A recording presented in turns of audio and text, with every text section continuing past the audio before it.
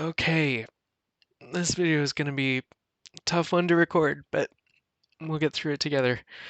If you're here right now, I assume that you've gotten here after watching the video of blue light. If you haven't seen the video where I talk about how terrible the internet is as a tool to connect with people, you can watch that here.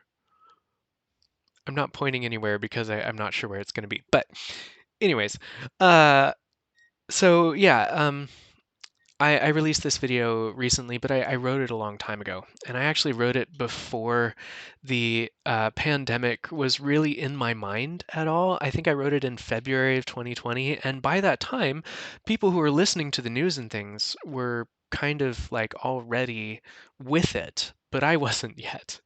And so when I was writing the song, I was not thinking about quarantine. I was not thinking about any of those things. And I thought that that was incredibly important to say out loud before people used the things that I said as fuel for their arguments about how coronavirus is not an issue or something like that, which I personally don't believe.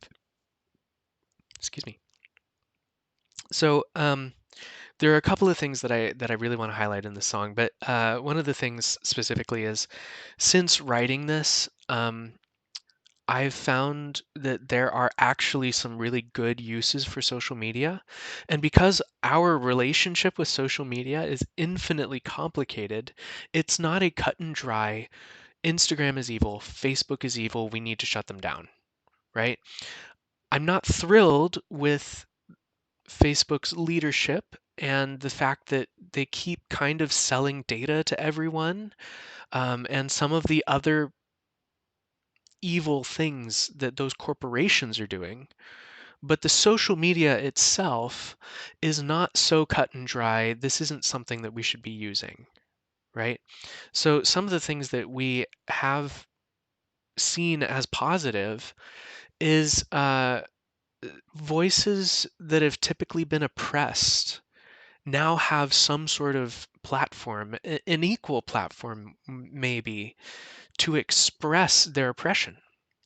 And so, things like police brutality, which have been going on forever, but are now being documented, are starting to be paid attention to.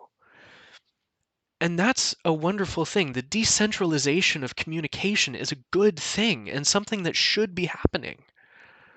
And so that's not what I'm talking about when I'm talking about using Facebook and using Instagram is bad.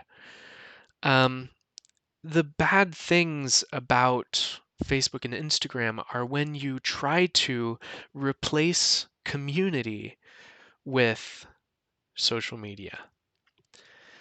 Because community is really based on shared vulnerability, right? When you grow closer to someone, what you're doing is experiencing a deeper level of both of you being vulnerable, right? And when you grow farther away from someone, there isn't that shared vulnerability, which is why sometimes you can have friends that you're like, oh man, I am so close with this person for 50 years of not seeing each other and then seeing each other again. And some friends, you're like, oh, yeah, I remember that person kind of. Maybe I want to connect with them again. It's all based on vulnerability. And social media removes that vulnerability because there's no place for it, right? We talk about some things that that the internet can cause. Sorry, let me restart that sentence.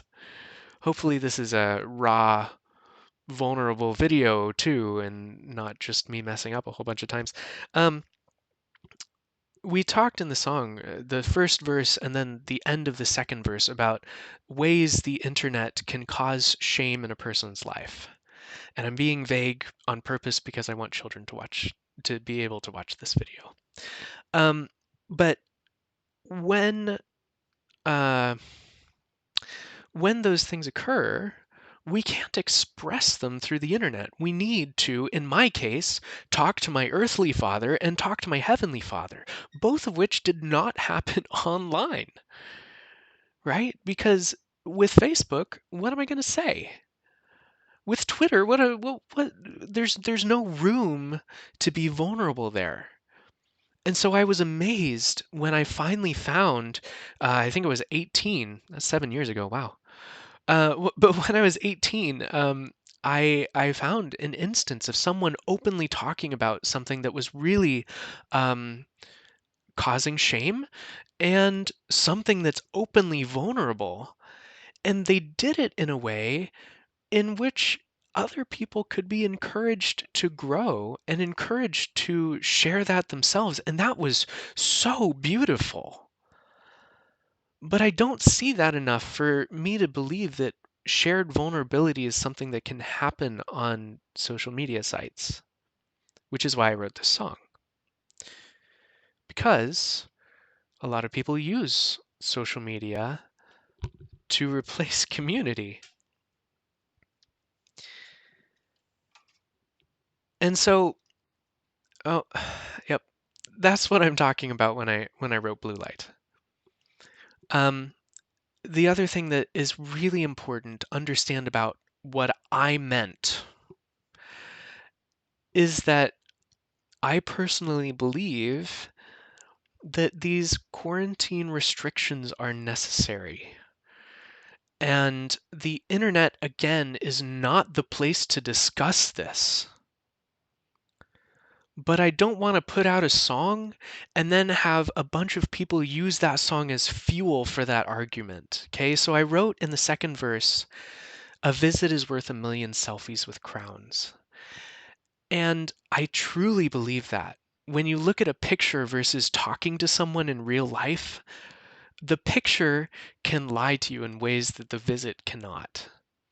And the picture is invulnerable, where a visit is really vulnerable a lot of the time. Or at least there's the opportunity for vulnerability. But one evil does not negate another. I personally believe that these quarantine things are necessary and positive so that we don't overwhelm the hospital systems, so that more people don't die from this disease. And so I don't give you permission to use this song as an argument for why we should be allowed to interact without masks. When this whole thing lifts, I hope that Blue Light is again a non political song. I look forward to that day. But I felt like I needed to talk about this right now because, frankly, currently it is a politically charged song. So, thanks for listening. Again, if you haven't already, go listen to the video so you know what we're talking about.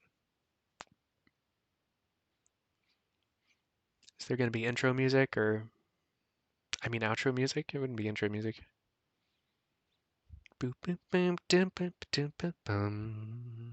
Fade to black. Ah, man, I hit start streaming again instead of stop recording.